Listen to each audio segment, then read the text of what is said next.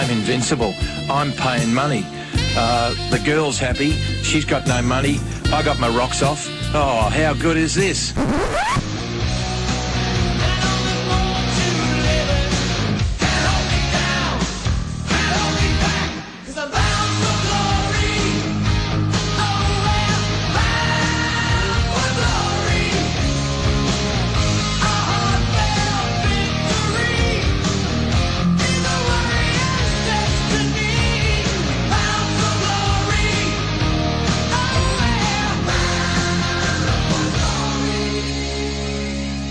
Good morning and welcome to Bound for Glory on 90.7 Sin FM. A lot to talk about with AFL here. We've got an interview with Matt Spangher later on in the show. Just going to go through the games so far this weekend, though. Pies and Swans on Friday night. Sorry. Who are we? Did I say we're Bound for Glory? But us on the panel. That's very good. My name is Matt. How about you? I'm Jordan. I'm Ashley. I'm Jordan. And I'm Damon. Sorry about that. No one's going to know who we are. Well, now they do. Now they do. Collingwood, Sydney. That was a demolition on Friday night. Probably wasn't to be quite as expected, although the Swans' pressure was immense, and I think Ryan O'Keefe was the real catalyst behind that. He had 14 tackles, and I don't know what it was about them, but they were able to hold Dan Swan to 23 touches at 43% efficiency, so I think that was probably the biggest factor. It was pretty woeful, Swan, I'll be honest. Like, there were only 3, maybe 4 players at Collingwood that could say they actually won their position. Brett McCaffrey did a great job on Josh Kennedy. Harry O'Brien tried all night and gave them a lot of run. Luke Ball and Early. Pendlebury. And that's about it. Swan looked disinterested. Just didn't. Thank you. I didn't think he wanted to be there. How many touches did he have? 23. Excuse me. Well, I mean, if it was 23 touches on any other night, you'd probably call it a good game from Swan. But yeah, he didn't look interested. He couldn't get into it at all, and I really think Buckley's coaching was subpar. Because he's a subpar coach. Very good. There's no He's not good. He's not good. Well, I sort of agree with that. Although it's a long time in football a week after they beat Geelong, the week prior, and then they come out and Pendlebury was basically their only one doing anything in the midfield, and then you go and put him in the forward line to start for the whole third quarter, actually, which is kind of ridiculous when he's the only one giving any sort of drive through the middle. And that's what they did with Swan as well. Played him up forward and down back as well. Yeah. Pretty much like on the goal line, which is rather strange. Rather strange indeed. Yeah. Admittedly, Swan's a pretty decent forward, whereas Pendlebury is an out-and-out midfielder, so I think quite a surprise. Was it more about Collingwood being poor, or was it the Swans being fantastic? I think the Bit of Swans both. really stood up on Friday night. They've had a bit of trouble winning at the G in the past, so it was really good to see them get up. Adam Goods, fantastic like usual, and he just was instrumental in the win for them. Of course, let's go through the incident. So a 13-year-old girl called him an ape, and he instantly turned around and pointed the finger at her. But since then, he's come out, had a massive statement, said look, he doesn't blame it on her. Obviously, he thinks she's still innocent, just a product of her surroundings, I guess. So, what do we think about the whole issue? Yeah, she is young, and really the blame does go on her parents or grandparents or just influence around her. I'm not sure if that's at school or what, or because her parents didn't seem to react, or whoever was with her, if it was grandparents or parents or aunt or whatever, they didn't seem to react to the situation. They were watching her getting escorted out of the They MCG. didn't go with it. Yeah, as if they didn't go with it. Just like, yep, see you guards later. making her walk See you, the love. gauntlet out, and she's just like... Walk of shame. No, she was just sitting next to me. I don't know her. Didn't come with her. I want to know what school ground is teaching a 13-year-old that it's okay to call a black man or an Aboriginal man, Indigenous man, Any man. any man an ape. What primary school has 13-year-olds running around calling each other apes? Most primary schools don't have 13-year-olds running around, but anyway. You know what, Ash? You know what? No.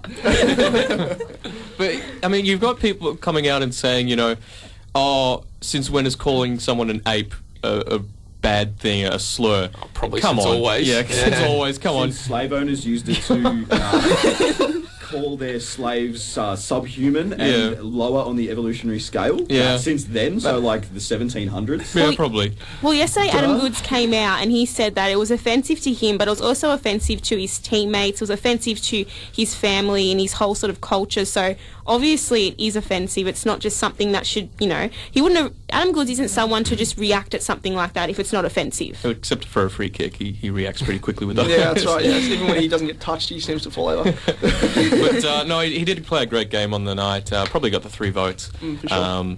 Full credit as well to Eddie Maguire to go into the room. Yeah, no, it was... have a chat to him. How dumb do you have to be to do that on the opening game of Indigenous round? He did that. She didn't look like, Rhodes Scholar, to be honest. But still, they were dedicating a round to the Indigenous contribution to the game, and she goes and slanders one of the foremost Indigenous players that has ever played this game. Well, I think that this just proves that there is a need for Indigenous round. There is a need to, have education about, what the sort of offences that Indigenous people face and the sort of, slurs that they face. So it's definitely opened our eyes that there is a need for Indigenous round. Definitely. Really, no other talking points. The umpiring I thought was pretty decent. It's been okay this round so far, in my opinion, which is a far cry from the weeks prior. But Agreed. I thought, especially last night in the Dreamtime game, the officiating was pretty good. So. Yeah, definitely. Let's move on to the next game. There's been quite a bit of action so far. Yesterday there was... what game should we talk about first? Just speaking about the Dreamtime first, since we're going on about the OK umpiring. Basically, it was Essendon really dominating from the start. There was no instance where Richmond really put up a fight. The game plan wasn't very good. They were doing these backwards chips, which the crowd was going mental about. And it was rough seeing as a Tiger supporter. I was there in the middle of a mob who didn't shut up for the whole time, being negative. But no, full credit to Essendon, especially Joe Watson, who was an absolute star again. Yeah, the Age has run with a very emotive headline: Job slaughters Tigers. It's nice. as he tackled Brett Delidio, who didn't do much on the night, but he did get a knee injury, so it's kind of... Yeah, I think the biggest thing for the Bombers was their defensive pressure. It started from the half-back line and extended all the way up the fields. The press was fantastic. I think even the players who were fairly quiet in Jeddah and Nick Comer, they were great defensively. And as you said, it was basically just chipping around in the back half. Troy Chaplin, Alex Rance, Daniel Jackson. None of them really. I think Alex Rance is a great ball user, but the other two aren't really fantastic kicks. The Tigers just couldn't have it their way. It was dictated on the Bombers' terms. And I actually thought the Tigers' defence was their best players on the night, which is kind of ridiculous. You had Chris Newman, Troy Chaplin, Alex Rance, Nick Floston, Basher Hooley, and... Jake Batchelor was pretty decent as well. It was okay. But you've got basically the back six, who were the best and all for Richmond all night. And the midfield were absolutely slaughtered. You've got Robin Nahas, who was a late-in, who's absolute garbage. And I think the outs were really telling, because again it was Richmond's bottom 5 or so that were exposed.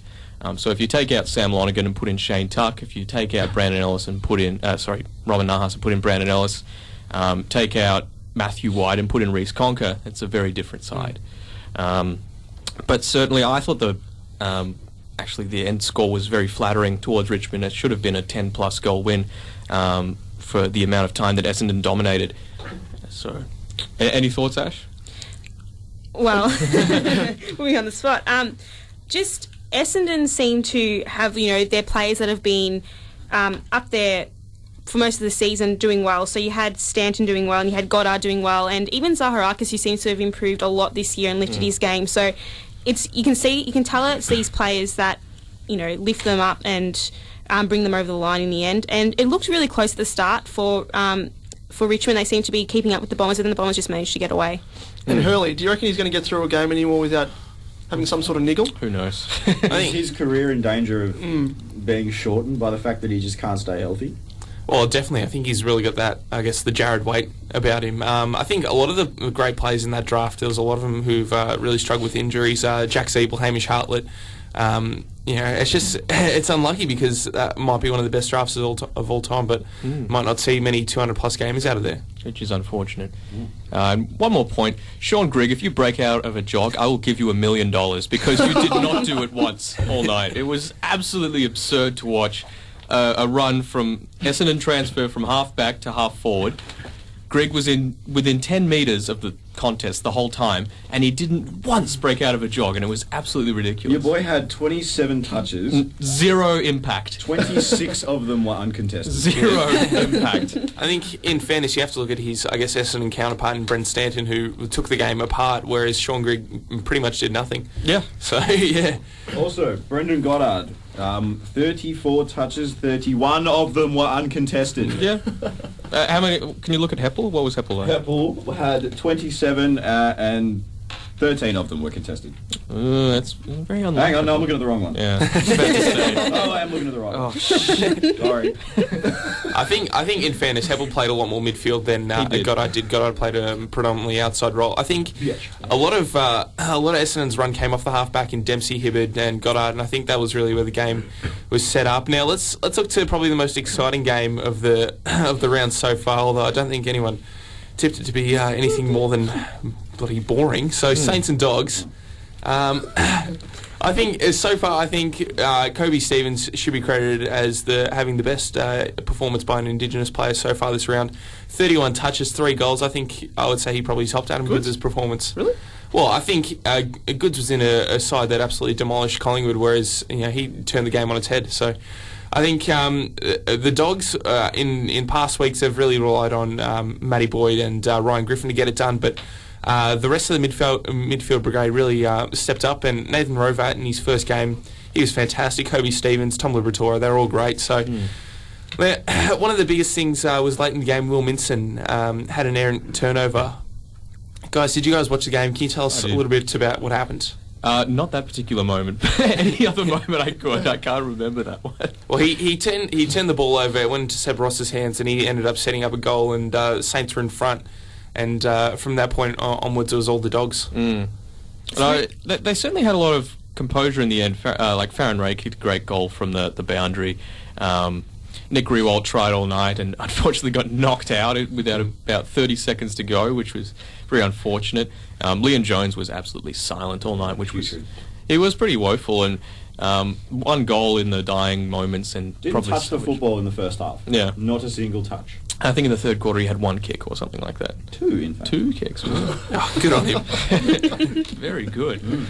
I think it was a surprising win because even though St Kilda have had they're not travelling too well this year, they have beaten teams like Carlton, and Bulldogs have been tipped by most people to win the spoon, so I think it's a bit surprising for the Dogs to get up, but it was really good to see that they can be competitive and that they can actually have a contest with these sorts of teams. But what do you think this means for St Kilda?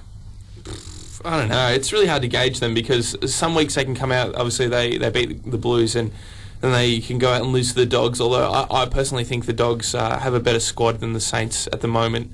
It's really just about who's on form. Nick Del Santo looked like he was going to have a great start to the game, and then he was just really quiet. So I think I don't know what you can do from a Scott Waters point of view. I mean, he has sent him and Stephen Milne back to the VFL in the past, but I don't know if that'll work again this time.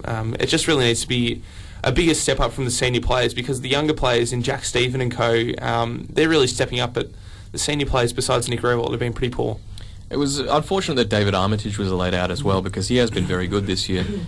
Speaking of Nick Riewoldt, he's been in career best form, basically willing them across the line in their 2 wins that they've had so far. Was it 2 or 3 wins? They're 2 and 7. 2 and 7. So with losses against Gold Coast and the Bulldogs, so not very good things to see from a side that's trying to rebuild and get belief. Do you think? No, it's way too early to say that Waters has lost the playing group, right? Because, I mean, he was very poor tactically. You can't play, continue to play players in their positions that aren't working. And you've got the Dogs who are a great clearance side, and they don't put in their strongest clearance players who are playing well for Sandringham. Well, who would they be? Who would you bring in if you were Scott Waters from the VFL? I would play David Armitage regardless of any sort of tiny little niggle because he is so much better than Clint Jones for starters. You've got... And they didn't have many options up forward as well. So Trent Dennis-Lane, they could play him as well, especially with Indigenous round. You can play him. He's not Indigenous. I think he's like a quarter Indigenous. Oh, could be. Okay, continue on. I mean, you've really got to start playing the youth because your players like your Del Santos, Hayes is a gun, but he couldn't run out the game again. They're not going to carry you forward. And Aaron Sipos, I thought, was very good again on the night. So it shows that if you do blood this young talent, you can sort of move forward and be a lot better in the long run. It's something that the Saints don't have the young players. I think Seb Ross and I think Tom Ledger, I think he could be one that could come up. Or Jack Stephen as well. Yeah, Jack Stephen. He's probably the best. Was Nathan Wright playing last night? Broken jaw, dude. When? Eddie Betts. Yeah. I forgot about that one. Yeah, I don't think he does though. I think the Saints have a lot of the similar young players. I think Nathan Wright's probably one of their quickest guys. This year they really need to look to quicker outside players because they've got the kind of players that can do it on the inside at the moment with your Armitages and Jack Stevens, but they just need more class on the outside. Definitely. And what do you make of the Bulldogs in the young brigade? Ravat played pretty well. Was his first game, was it? Yeah, it was. Yeah, 19 posies and kicked a goal, and Jackson McRae had 18 himself as well. So very surprised to see Stringer subbed off. Did he have any sort of injury concern, or no? I think he was just not making much of an impact. Less than Liam Jones, because I doubt it. Well, Liam Jones is pretty important to their structure, though. Like, Stringer's a midfielder slash tall forward, midfielder, but you don't really sub off, Liam Jones because he's still capable of winning the Dogs the game. If it's close. Well, I think they've been playing Stringer as predominantly the second tall forward, and like you said, he does have that versatility to play in the midfield and forward. But I think they didn't really need him to go in the midfield, so he wasn't doing anything up forward, so might as well sub him. Yeah, I suppose so. And Ryan Griffin really willed his team across the line.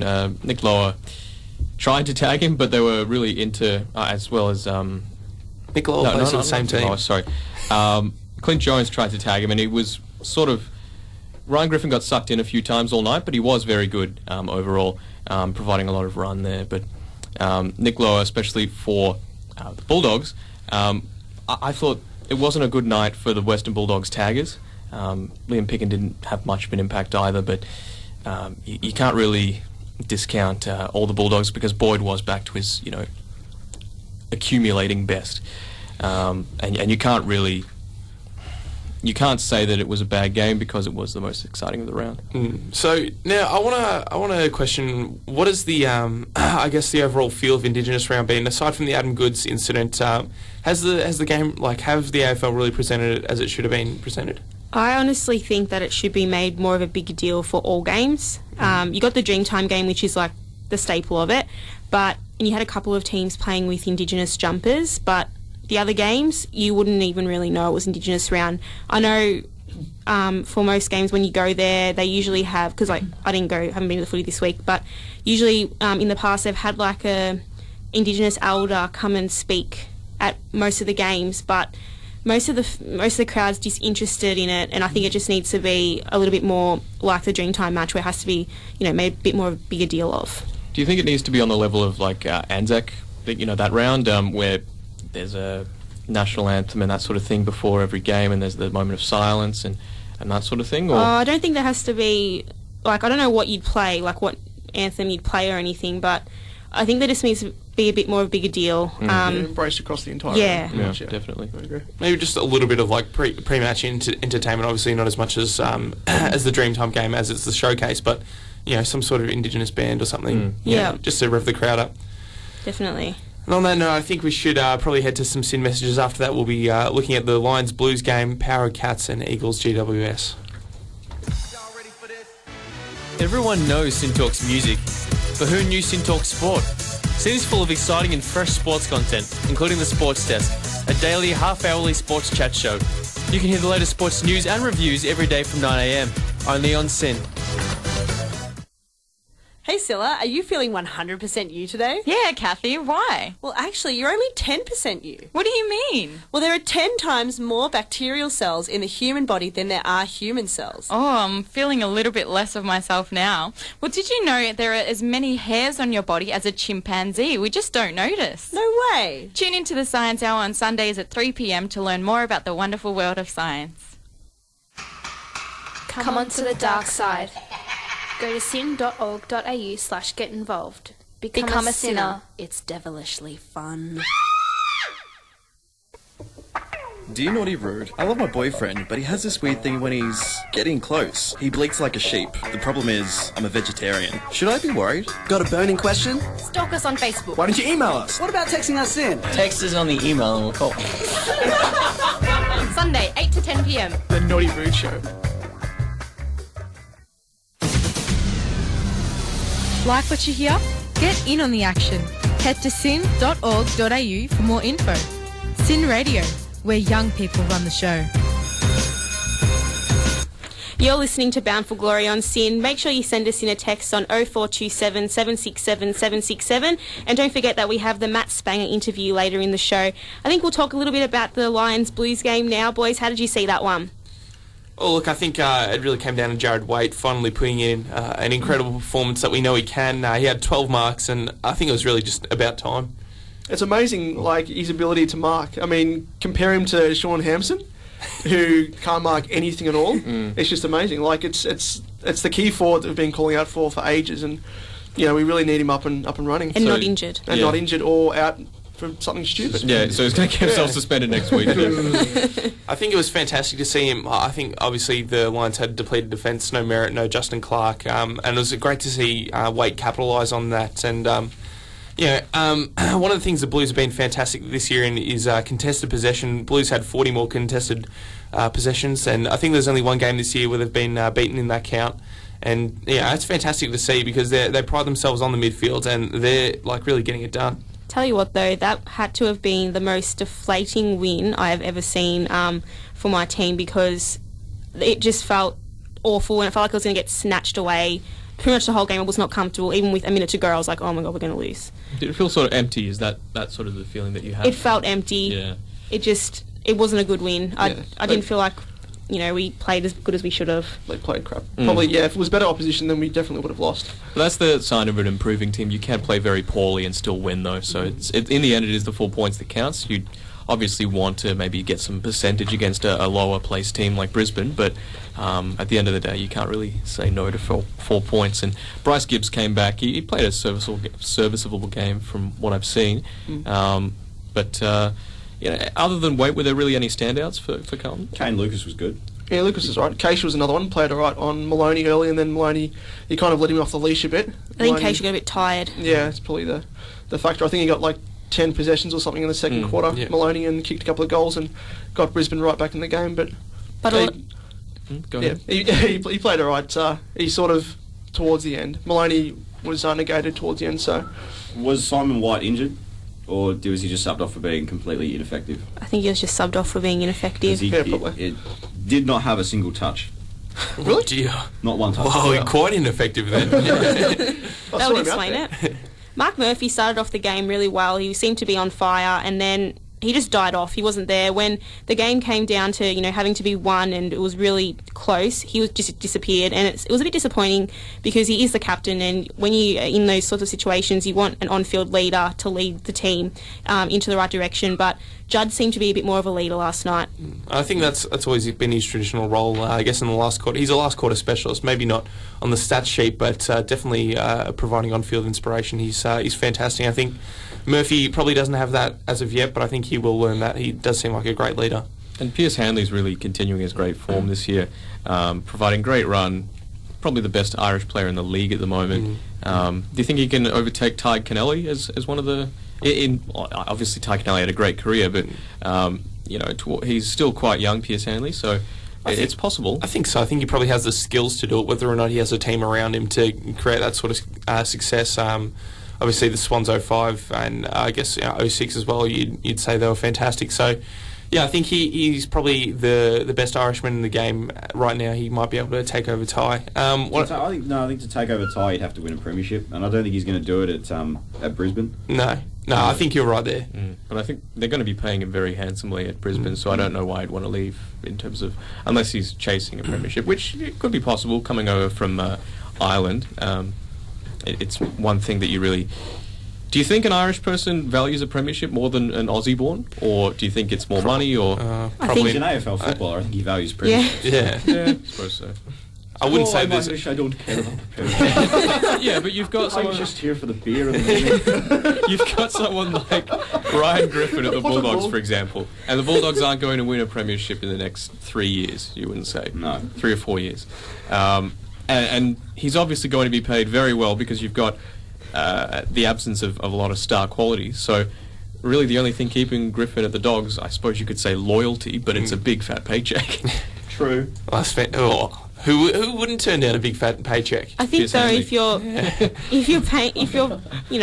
working for a premiership, I think an opportunity to win a premiership will eventually overrun a big fat paycheck. Not to Tom Scully though.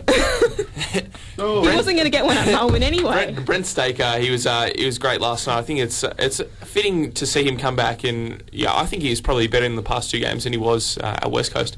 So yeah, it's Barry Hall's punching bag. He certainly was. It's nice to see him being known for something other than that. Let's move on to another game. Power versus Cats. Tom Hawkins, Steve Johnson, James Bartel. That's pretty much all you have to say. James Bartel. Oh, James Bartel. I'm bringing it back, bringing in the formal names. I saw a photo of... I didn't see the game yesterday, but I saw a photo of Jimmy Bartel yesterday on Instagram, and he had half of his face missing. Like, it was all scraped off. What? Does anyone know what happened there? Massive scrape on his face. I don't remember seeing that. I watched going in for the hard ball, probably. Massive scrape. One thing that I really picked up on during the game was with the whole sliding rule. In 2007, was it, where Bartel won his Brownlow, you would see him dive headfirst into packs and wrench it out and really fight for the ball. And now you see him sort of pull up at the contest, and I hate seeing that. It really takes out some of the spectacle in the game and hardness that you love to see, which is quite unfortunate. Tom Hawkins was immense on the night again. On the day. Oh, yeah, the afternoon. Can anyone else hear Port Adelaide crashing back down to earth? Absolutely. Yeah. And it's nice. It feels great. We're 5-0. We're the best team in the league. Yeah, you played absolutely no one. Shut up. Koshi's lost his voice, I think. Yeah, where is he? Yeah, he got back up to Sydney to have an affair with Mel. Allegedly. Allegedly. I mean, Schultz was, again, very good. He didn't have many options up when the ball came forward, but he was dead-eye Dick again. Monfries really did provide a lot of run. When the younger players tired out. Chad Wingard again was quite fantastic. Good. Yeah, best Chad in the league. He's probably over there corn. Is he the best Chad in the league? He'd be the best Chad. Oh my God. He was great. I think easily the best Chad in the league. I think a couple of years ago when he was taking pick 6, I was really surprised he didn't go top 3 because he was absolutely sublime. He does literally everything on the field. He's an X-factor player, but at the same time he doesn't go quiet from games. And I don't think there's a player that has stepped up as much as he has this year. Like really improved his game. So great to see that for Port fans. Also, John Butcher played yesterday. He's been really, he's the future of the club, but he's done absolutely nothing since that. So maybe that is the future of the club. Absolutely nothing. Speaking of Chad Wingard, at least Port Adelaide don't have to worry about him, having the go-home factor, because he was a Port supporter growing up from South Australia, so that's good that they'll be able to hold on to their younger talent. That's probably one of the reasons why GWS didn't select him, because they were worried about him going, and that has been a concern for them. But what do we think about John Butcher? He had that string of games, I think, towards, I can't remember if it was the end of 2010 or 2011. Yeah, he had 10 goals in 2 games. He was fantastic, but he's really dropped off since then. Always had injury concerns. Can he be a great player? Yeah, I think he's got the potential to. It was quite funny though. I heard on the radio they were saying that his 2 set shots, one went left out in the full, the other one went right out in the full. When he went to the bench, the Port crowd were chanting sub. So he was that bad. Wow, that's got to sap your confidence as you know. Yeah, definitely. And the knock on him before he was drafted was his kicking mainly, and like his marking was absolutely great. Although he did drop an absolute sitter on the weekend, and injury concerns as well. So those things have really followed him forward from his junior career, which is unfortunate to see. But hopefully we can see him the future of the club. I think one thing that we have to talk about for Steve Johnson, he's always touted as the, I guess, sublime offensive player, but he had 9 tackles and 30 pressure acts yesterday. I think that's a credit to him, showing that he goes both ways. Steve Johnson has lifted his game this year to a completely new level. What was that? Never mind. Amazing. Keep going, Ash. Sorry. I didn't even hear what you said the second time. Anyway, Steve Johnson has lifted his game to a completely different level this year, and it's really positive for Geelong, and that's probably something that will, get them. I'm distracted now because of what just happened. Sorry, it was aimed at Jordan, not at you. Oh, sorry. He said something sort of a gaff, did he? He did. He said Steve Johnson goes both ways. Rising. Anyway, back to what you were speaking about, Ash. Okay, does anyone have any other comments on Steve Johnson? No, he was exceptional on the night. He could have been a Collingwood player. He could have been a Collingwood player, but he's an injured player as well. And basically that cost Collingwood the 2011 premiership, wouldn't you say? And Harry Taylor, do you reckon he's going to take... He's gone. He's gone? He's gone. Go back home? To drink his scotch. What for? Just for money. Family issues. Yeah, he said he's weighing up his future. Oh, geez, that's no good. I would say he's easily the best key defender in the game. Oh yeah, yeah. I love Harry Taylor. He's a great contested mark. You have more confidence of him taking a contested mark than an uncontested mark, which is kind of ridiculous. Joel Selwood got subbed with what the agent said is an elbow injury. He said he got hit on the funny bone. He actually did in the post-match interview. He said, I got hit on the funny bone and it felt kind of off. Wow. Yeah. So that's how easy they were taking the game. For such a hard player to go off with a funny bone whack. Yeah. Amazing. Kind of ridiculous. In fairness, they're probably the most painful injuries. That's weird. Yeah, they're not funny at all. No. They're quite painful. They suck. Oh dear. Okay. So on that, we should go to the next game, which was a complete rout. Yeah. 100-point win. The Nick Nat show. Yes. Were Darling and Kennedy with 5 each, yes? Sick of the Nick Nat show. Can we cancel it? Sorry, it's prime time. 8 tackles, 6 clearances, 30 hit-outs, and 40% of those were to advantage. So, yeah, not too bad for him. And I the tall timber for West Coast were fantastic, and the midfielders had an absolute feast. Kerr, Shuey, Prittis, Maston had a heap of uncontested ball. I think Chris Maston had a lot of touches, and he was nearly Sean Grigg-like right there. 27 uncontested touches and 4 contested. Oh, good on him. Jeez. Good to see him getting in the pack. Who did they have playing in the back line? Because I remember Sam Reid was the one that got 10 kicked on him by Tom Lynch a few weeks ago. But you've got West Coast who probably have the deadliest forward line in the league with Darling, Kennedy, Lacroix, Josh Hill. I know he's not that deadly, but and Dean Cox who can drift forward. Who did the Giants have playing in defence other than Tim Moore? Tomlinson plays in the back line, Core plays in the back line, Bunteen plays in the back line. Oh, yeah, and they're all in the bottom of the stat sheet. Yeah. No, Tim Moore's halfway up. Oh, sorry, I think he said Core. Gillum plays in the back line. Yeah. And poor Satant was subbed off. How was his celebration? Kicked his first goal, lost his shit completely. Every week. Oh, it was amazing. Speaking of best Irishman in the game, Satant. In fairness, he's probably been one of the Giants' best players. He has. Yeah, so that was quite a surprise. Say a lot. Yeah, no. Taylor Adams was very good again, backed up his performance last week with another great one. There's a lot of rumours that he wants to come back to Victoria, but with that sort of form that he's in right now, it'll certainly drive his currency up if he did want to pursue a trade back home. But the Giants did say they were looking at maybe offloading 1 or 2 of their younger players for continuous draft picks, which they're going to get number 1 draft pick anyway. Do you think they need to draft another forward like a Tom Boyd, or do you think they'll go? He's the best player in the draft by so far. It's not funny. Even Luke McDonald? I would disagree. I don't think they'll take Tom Boyd. I think they'll go for James Aish, who's probably the other person that can say he's rightful number 1 pick. Although, but in other years it's been like the one person that's been a standout, whereas this year it's a lot closer than that. 1 or 2, yeah. Yeah. So I think James Aish will probably go number 1. Tom Boyd top 3. Definitely. Any other standouts, really? I mean... Boring game. Boring. Yeah, it was kind of boring. When does it stop becoming... Sorry, when do these games stop becoming learning experiences for the Giants and we start thinking maybe they're just, not going very well? You've got to give them until next year, because now you look at how Gold Coast are trending. They're now beating people that they should. Melbourne, GWS, St Kilda, and the Dogs. So they're above the bottom four now. Maybe they are the fourth bottom. They are the fourth. They're the fourth bottom. Yeah. But they lost to Brisbane, so it's clear where they're at. They're at the top of the bottom four, yes.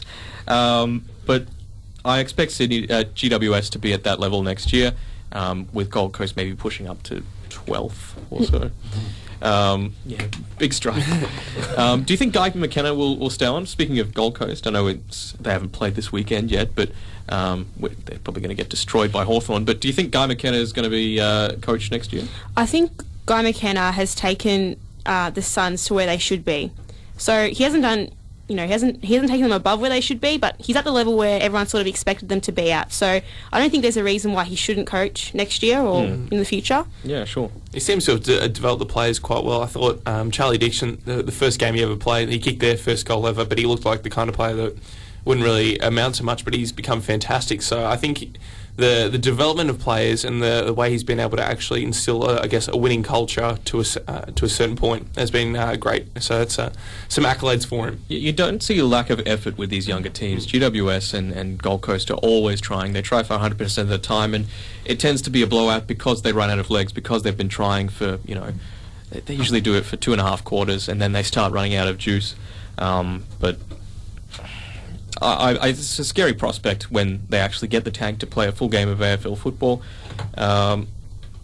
And maybe 2 years' time, do you think GWS can be sort of consistent in maybe not getting these 100-point losses? They can get 30-point losses, and that would be sort of respectable? I think so. They can probably do that by next year, the 30-point losses, but I think they should be around the same point as Gold Coast for development-wise in 2 years. Well, Gold Coast and GWS did certainly have a different recruiting strategy. Gold Coast recruited a lot more players in their prime or reaching their prime, whereas GWS stocked up on youngsters and old hands. Do you think that GWS need to go for some sort of leadership? Because Callum Ward's doing a great job, but he certainly needs a lot of help as an on-field leader rather than just coaching and that sort of thing around the club. Who do you suggest they go for? Not Buddy. Who else is out of contract? I mean, Harry Taylor. No. Who else is there? I mean, you've got... You could go... I think Dale Thomas, although I think it was more of a marketing ploy to try and get his contract up, but he is still coming out of contract. He doesn't scream leader, though, Dale Thomas. Maybe they do need to just chuck a bit of cash. I know they're not in their prime or reaching their prime, but Lenny Hayes or someone like that would run through a brick wall if there was a ball on the other side. Yeah, but Lenny Hayes comes up for a year, plays 1 year, and then retires. It's maybe 2 years. No, I think Lenny's coming to the end, but they need someone in the age range where Dale Thomas is, like a young guy like that. Certainly not Colin Sylvia either, who's another unrestricted free agent. Daniel Cross, he didn't play this weekend. I think he was omitted, so he could be one they could get quite cheaply. Yeah, possibly. Slow as a semi-trailer, but well, they've got the outside pace, so that's not really an issue for him. Yeah. And Lockie Whitfield's going to be a star. I think he's going to be the next Scott Pendlebury. He's got that innate quality to have so much more time than you think he does, which is kind of ridiculous. But you expect that from a number 1 pick.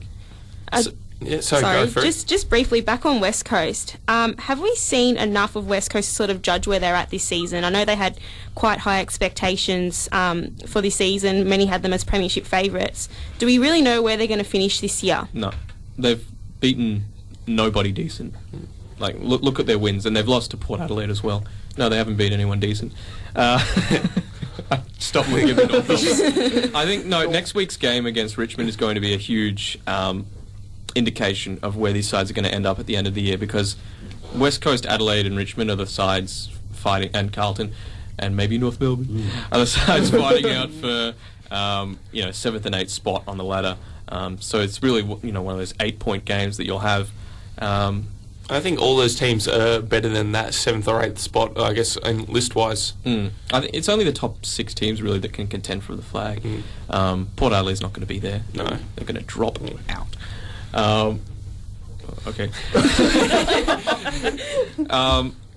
Yeah, so we've got an interview with Matt Spangher. Are we going to play that now? Or we'll just go to some SYN messages, but make sure you text us in on 0427 767 767. You're on Bound for Glory. Like what you hear? Get in on the action. Head to syn.org.au for more info. SYN Radio, where young people run the show. Objection, 5 to 6 p.m. weekdays and 8 to 10 a.m. weekends. Hi, I'm Shreyas, and I once tripped over a blind man's walking stick. Objection on SYN. Do you like movies, video games, or anything supernatural? Then Pop Culture is the show for you, where we discuss everything from time-travelling aliens to the living undead. So sit back with your friends and join Anthony and David for Pop Culture, 3 to 4 on Saturday on SYN 90.7 FM. Panorama, giving you both sides of every story. Religion does not have any evidence backing it up. It is being used in politics to the detriment of many people in society. We're a lobby group representing our supporters, members of the Christian constituency, seeking to have Christian values influencing and informing public policy in Australia. Panorama, 4:30 weekdays on SYN. A side quest is an optional section of a video game and is commonly found in role-playing games. It is a smaller mission within a larger storyline and can be used as a means to provide non-linear structures to an otherwise linear plot. As a general rule, the completion of side quests are not essential for the game to be finished, but can bring various benefits to the player characters. Also non-essential but highly awesome is side quests and SYN. So tune in Fridays at 11 p.m. to hear Side Quest, SYN's home of indie and retro gaming. You're back on Bound for Glory. We're just going to bring you an interview here with Matt Spangher of the Hawthorn Football Club. Joining us is a journeyman of the AFL who's made his debut for Hawthorn last weekend. After being ravaged by injuries at Hawthorn and West Coast, Matt Spangher is looking to cement his place in the Hawks side. Matt, how are you going today? Yeah, very well, thank you. Yeah, okay. Well, let's start with last weekend. What was it like getting out there for your first game as a Hawk? Oh, it was very enjoyable.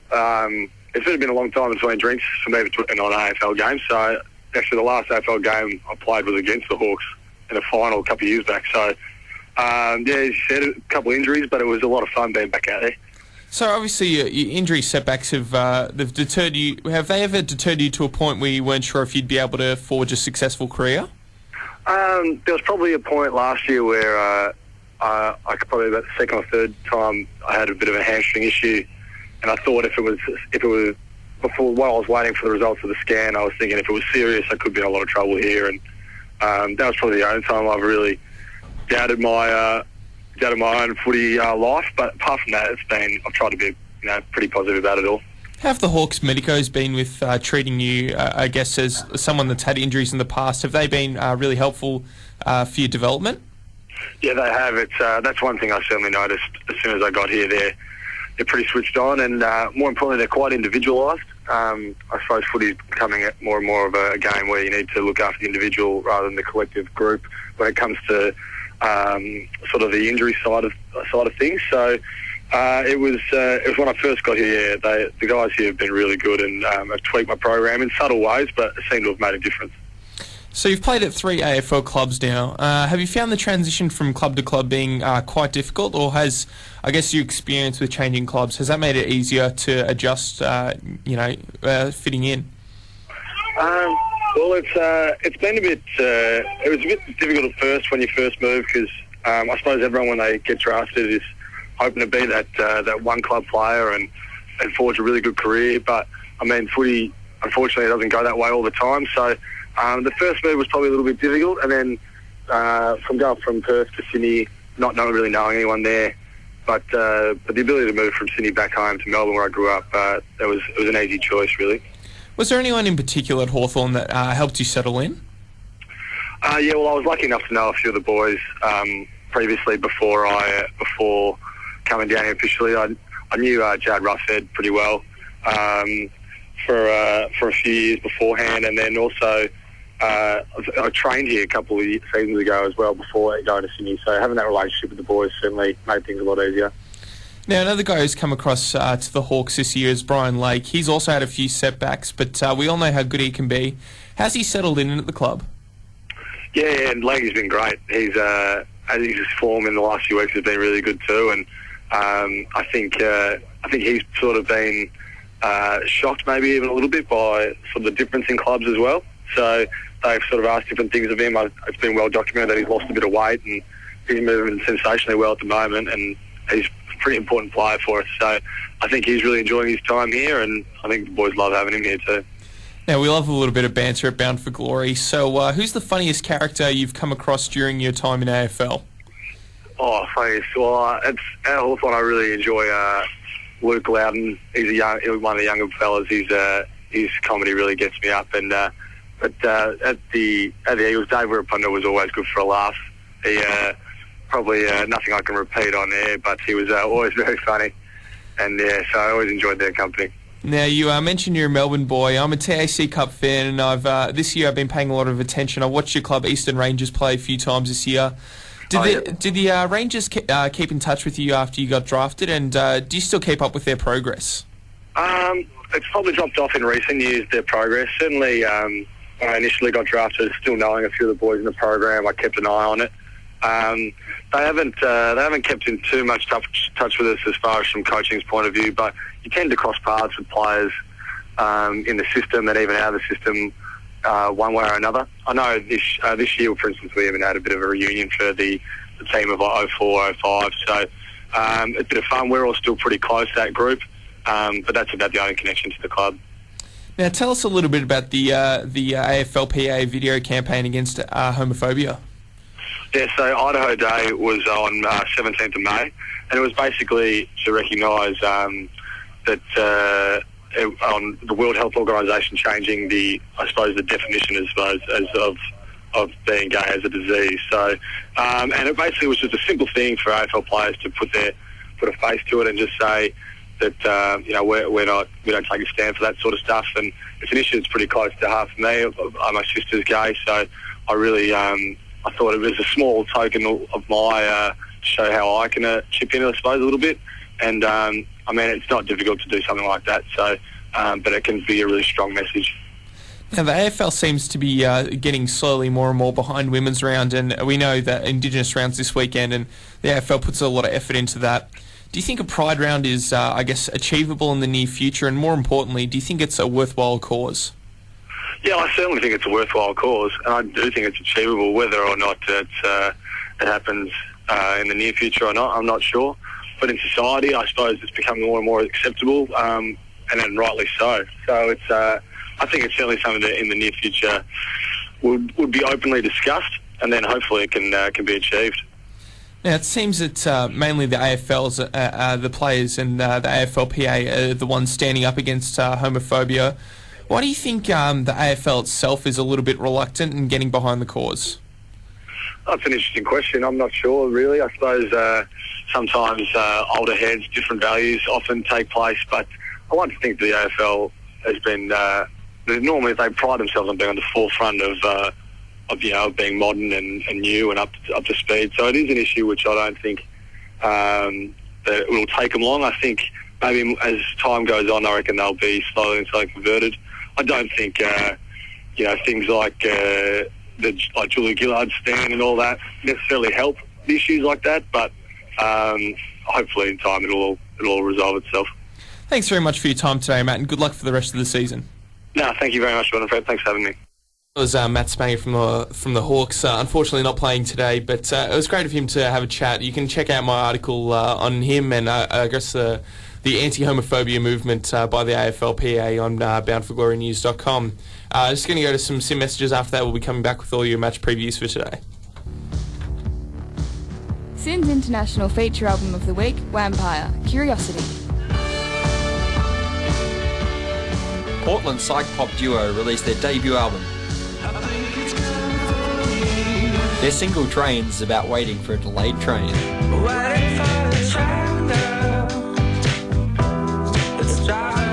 The Listen to the international feature album Vampire Curiosity all this week on SYN.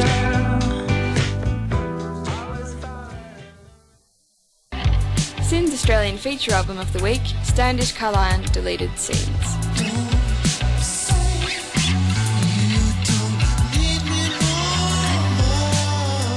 Deleted Scenes is a debut album by futurist dub pop Melbourne duo, featuring lots of falsetto, lush beats and bass. Listen to the Australian feature album Standish Carlyon Deleted Scenes all this week on SYN. Let's make a promo that has nothing to do with our show. But let's make it perfect. The perfect promo. Lasers. Explosions. Angry cow.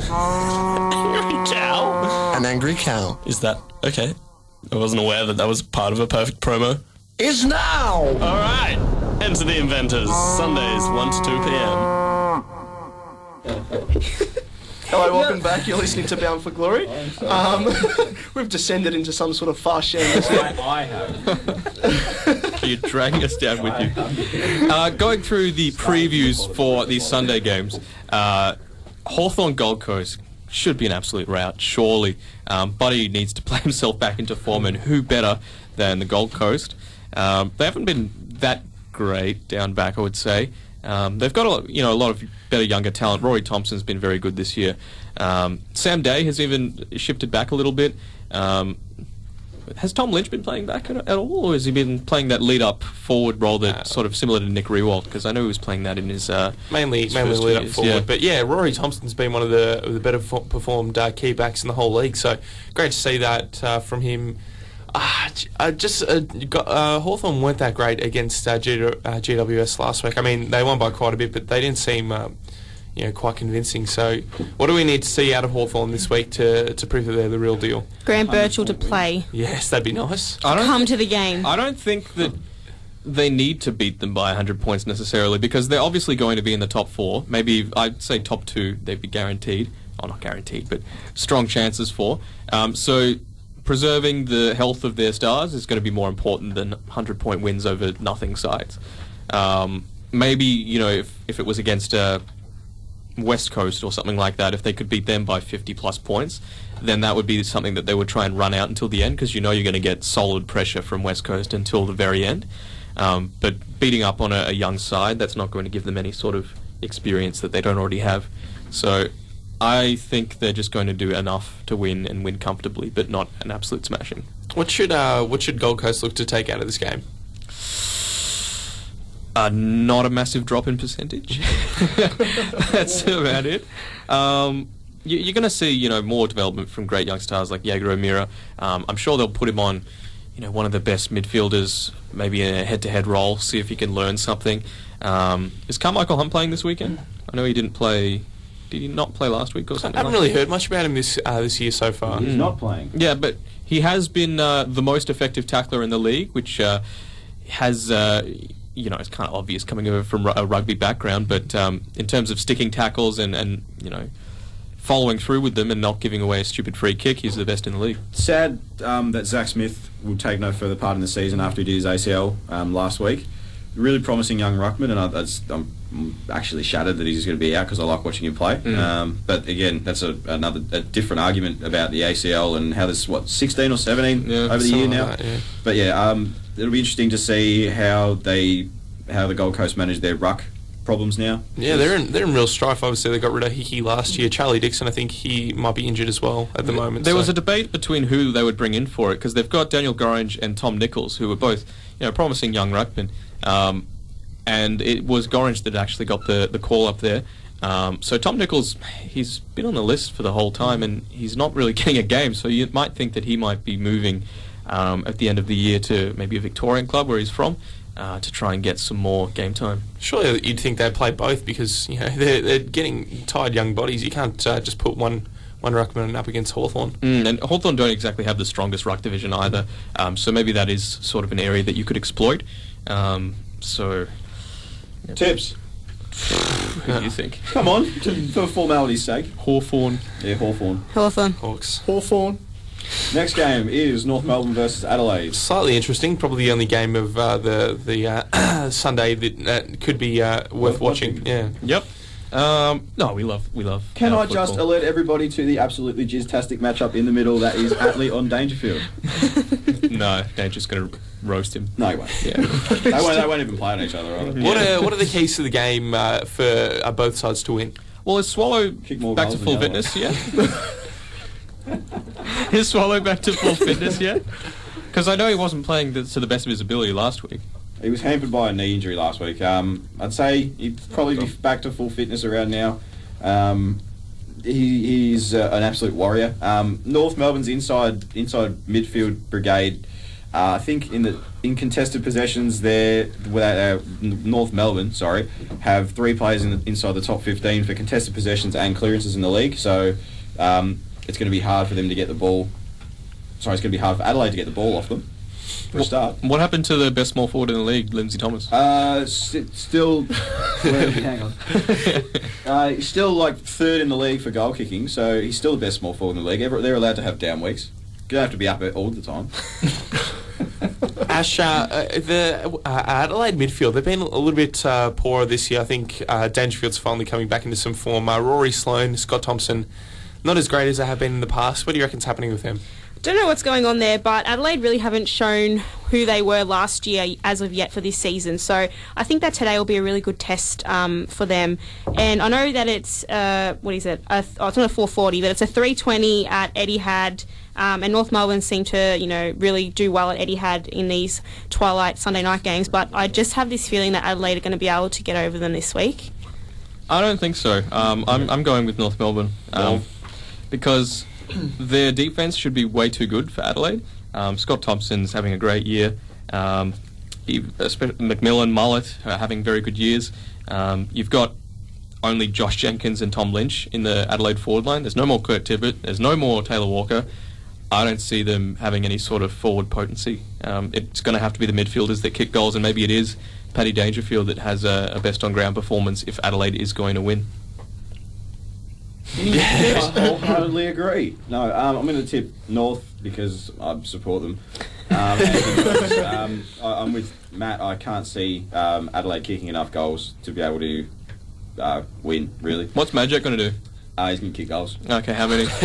More than one. Okay. Yeah. I'm going to hold you to that. No worries. Put 10 on it or what? No. Fair enough. And who else? I mean, Boomer Harvey's coming back and he's playing very well. Game number 350. He's like, the 3rd player in North Melbourne's history to do that or something. So I don't know. You support them? He's been a very good player for a very long time, and to play 350 games is a rarity in today's AFL. So certainly, congratulations to Brent. Yep, and they've got a good youngsters coming through. Ben Cunnington's really showing why he was a first-round draft pick, and certainly following through with that. Atley could do a little bit more, but that's as much as we want to ask. Tips? Adelaide. North Always break my heart, so Adelaide. I'm going North, but wouldn't surprise me if the Crows get up. And the final game for the weekend, Fremantle, Melbourne. Ripper. Who cares? I'm going to be watching one game today. Guess which one? I don't think I'll even be watching. I won't even watch football today. I don't even care. The round's finished according to you. And finished last night. Freo probably haven't been as great as they have last year, although they're not doing too badly. John Griffin down with an injury as well, so not looking great for the Ruck Stocks over in the West. They're not doing as badly as Melbourne, though, so they should be able to get over the top of them quite easily, I think. And you've got Zach Clark, who's come in and done a reasonably serviceable job. Jack Hanneth as well. Jack He's been Hanneth as pretty well. good. Yeah, he's stolen from the D's actually. Yeah. So yeah, might be a bit of fueling there. Yeah. But I think I said before about Hawthorn not wanting to absolutely dominate sides that are below them. I think Fremantle is still at the stage where they need to absolutely smash them. So I think this will be 100 points. Yeah, I think that seems to be the consensus from around here. Anyway, it's been another week on Bound for Glory, and enjoy the rest of the game's football. By the way... Sorry, you got a bit early then. No worries, a bit premature. Prematurely shot your What was a dry run? Follow us on Twitter, Bound for Glory, and FM. Use Facebook and like us there, as well as Bound for Glory News on Facebook and Bound the number 4 Glory News on Twitter and Instagram as well, and boundforglorynews.com for all your TAC coverage and opinion pieces and fantasy football. You've been listening to Bound for Glory on SYN. Take 2. Yep, catch you later. Bye. Damn it. I'm invincible. I'm paying money. The girl's happy. She's got no money. I got my rocks off. Oh, how good is this?